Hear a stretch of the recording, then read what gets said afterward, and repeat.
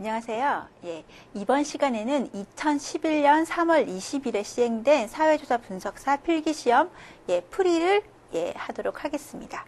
자, 그 필기시험은 총 100문제로 이루어져 있고요. 시험 시간은 2시간 30분 동안 이루어지는데요. 그 파트는 우리가 교재에서 공부했던 것처럼 조사 방법론 1, 2와 그리고 사회 통계로 이루어져 있습니다. 자, 제가 그 풀이를 하면서 교재의 몇 페이지를 참고하시는 게 좋겠다 설명을 드리고요. 그리고 문제 설명, 그리고 유사한 문제까지 몇 페이지 나오는지 설명을 드리도록 하겠습니다. 제가 조금 빠른 속도로 진행을 할 건데요. 자, 교재 몇 페이지를 제가 말씀을 드리면 그걸 참고로 해서 나중에 다시 한번 복습해서 공부하시면 도움이 되실 겁니다. 그럼 1번부터 시작을 하겠습니다. 자, 1번. 자신의 신분을 밝히지 않은 채 자연스럽게 일어나는 사회적 과정에 참여하는 관찰자의 역할은? 이거는 83페이지에 나오는 참여 관찰에 대한 설명을 참고하시면 좋겠습니다. 자, 참여 관찰이라는 것은 구성원의 일원으로 들어가서 자신의 신분을 밝히지 않는 것이겠죠. 따라서 완전 참여자가 그 역할이겠습니다. 2번. 과학적 조사의 특성에 대한 설명으로 틀린 것은? 이것은 교재 17페이지, 18페이지를 참고하시면 좋겠습니다. 자, 과학적 조사, 과학적 연구의 특징을 참고로 하시면 됩니다. 자, 과학적 조사 특징 모두 맞고요. 나 같은 경우 과학적 지식을 통해 얻어진 지식은 바뀌지 않는다라고 나와 있지만 그 특징에서 살펴보시면 과학적 지식은 항상 수정 가능성을 전제로 하고 있다로 나와 있습니다. 자, 3번. 집중 면접에 대한 설명으로 옳은 것은? 이거는 91페이지 참고하시면 좋겠습니다. 자, 첫 번째. 가 같은 경우 특정한 가설을 개발하기 위해 효율적으로 이용할 수 있다. 이것이 집중 면접의 지금 특징으로 옳다고 할 수 있을 것이고요. 나 같은 경우 면접자의 통제하에 제한된 주제에 토론한다. 이것은 심층 면접에 대한 특징이고요. 다 같은 경우 개인의 의견보다는 집단적 경험을 주로 이야기한다. 그리고 또 라 같은 경우 준비는 구조화된 질문지를 이용하여 면접한다. 이거 같은 경우에는 표준화 면접의 특징이라고 할 수 있겠습니다. 4번. 다음 중 가설로서 가장 적합한 형태는? 교재 55페이지 참고하시고요. 이것은 가설의 조건과 종류에 관한 설명입니다. 자, 지금 가장 적합한 형태는 철수는 지금 서울에 있다. 이것이 가설로서 가장 적합하다 할 수 있는데요. 이것은 식별 가설로서, 그죠? 무엇은 무엇이다 라는 형태로 되어 있고, 그리고 위치를 설명을 할 때에도 이 식별 가설을 사용하실 수가 있습니다. 5번. 다음 중 내용 분석의 특징이 아닌 것은? 이건 101페이지 참고하시면 되고요. 내용 분석에 대한 그런 설명에 나와 있습니다. 내용 분석의 특징이 아닌 것은 내용 분석은 양적 분석 방법만 사용한다. 그런 것이 아니라 질적 분석 방법도 함께 사용하실 수가 있습니다. 그래서 상호 보완적으로 서로 사용하실 수 있다는 그런 설명들이 나옵니다. 6번. 다음 사례의 분석 단위로 가장 적합한 것은? 6번 분석 단위 같은 경우에는 페이지 336페이지, 교재 36페이지를 참고하시면 과학적 연구의 분석 단위에 대한 설명이 나오고 있습니다. 그 부분을 참고하시고요.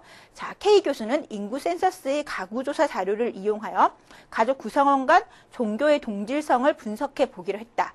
이때 분석 단위 같은 경우에는 가구별로 그 종교를 갖다가 얼마나 동일한지 동일하지 않은지 알아보는 것이기 때문에 가구를 분석 단위로 보았다고 할 수 있을 것입니다. 자, 7번.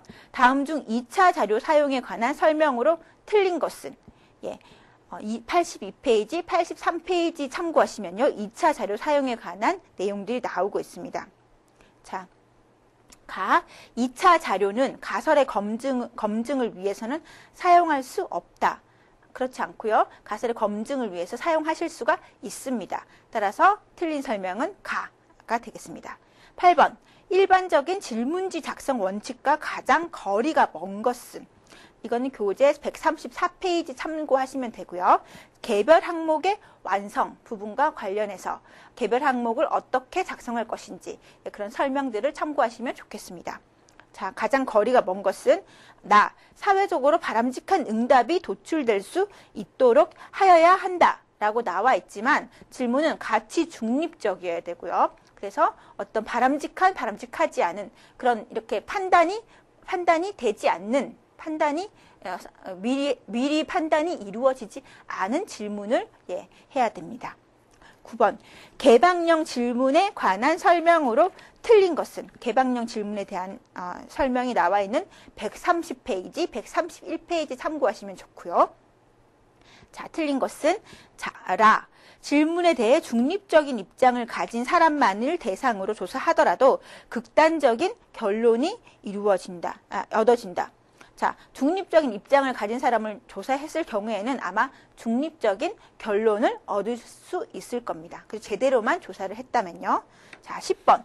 이메일을 활용한 온라인 조사의 장점과 가장 거리가 먼 것은 이것은 96페이지에 나오는 인터넷 조사 그리고 이메일 조사를 갖다가 참고하시면 좋겠습니다.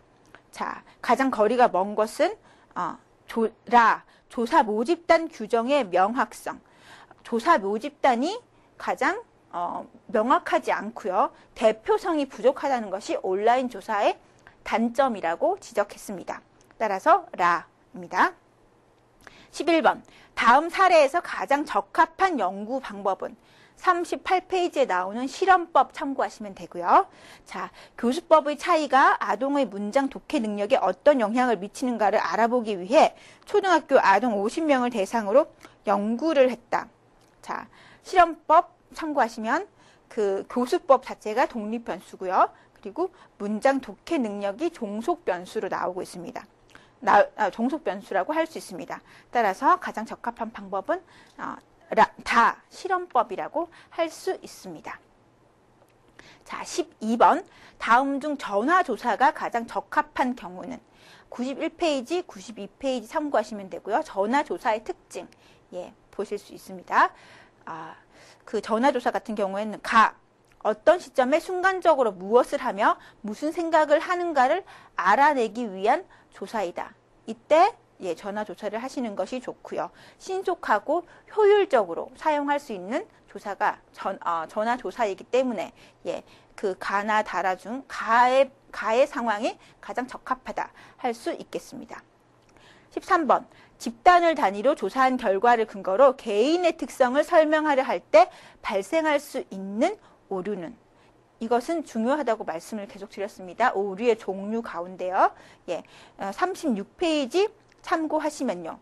집단의 특성을 바탕으로 개인을 갖다가 판단을 내리는 그런 것을 생태학적 오류라고 한다라고 했습니다. 따라서 13번의 정답은 생태학적 오류입니다.